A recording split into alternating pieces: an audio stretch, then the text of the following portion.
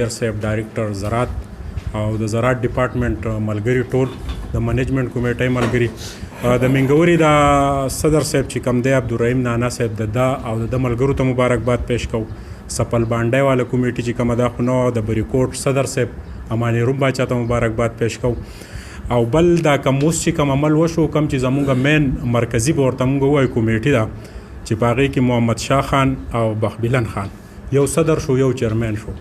نو دا یو سړي ته چاوي وي پیر بابا لوی دی که د علم غرو نو ډایرکټر صاحب ډېر قابل او محترم سړی دی چې دا دغه سمندر په کوزه کې په داسې طریقه را بند کو چې اعتراض هم ختم شو او هغه کار هم ډېر ښکلی وشو او دا دواړه مشران او د دوی سره کمیټي موږ ته قابل قبول ده چې په دې کې احسان الله خان جنرال سیکرټري او زما ډېر محترم مشر چې شتی نه کاکا خان سینیر نایب صدر چې د هغه وراره ناسته یونس خانه به ورته زموږ سلام هم ورسوي او هغه زمونږ د ټولو مشر دی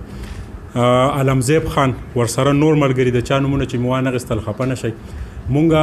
ډېر زیات چې دی د صوبایي حکومت چې کوم په محکمه زراعت باندې فوکس دی د هغې مونږ ستاینه کوو زمونږ سیکرټري د زراعتو یا ډي جي صاحب چې اوس دومره په مصروفیاتو کې ټلیفون وکړو نو د هغه زمونږ سره مینه ده او د دې کریډټ چې دی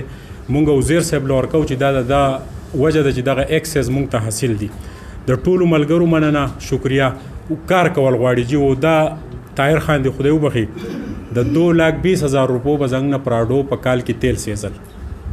وزیر صاحب به دې ځای ته راشئ عدالت خان به هلته لاړ شئ خو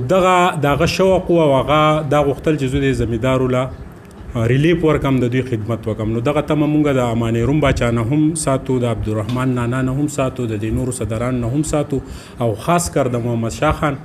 او بخبلن خانو او احسان الله خان دا چې کومه کمیټي ده زمونږ دغه بچون کې دوی کوي نو دوی له دا په کار ده چې بیا لکه غیر حاضري نه کوي او کوم چې ډایرکټر صاحب د 3 میټینګونو دا دغه خو دی نو دا په دې باندې مونږ اتفاق کوو په دې تیر دغه کې ډایرکټر صاحب لاس چوت کوي نو په هغې کې د لاس ته ماتېدو خطره وه او دا کار د دونه ښکلی وکړو چې مونږ لاس په شریکه چوت کړو په دې کې د لاس ته ماتېدو خطره نه وه علمزیب خان صحیح وایم که نه جي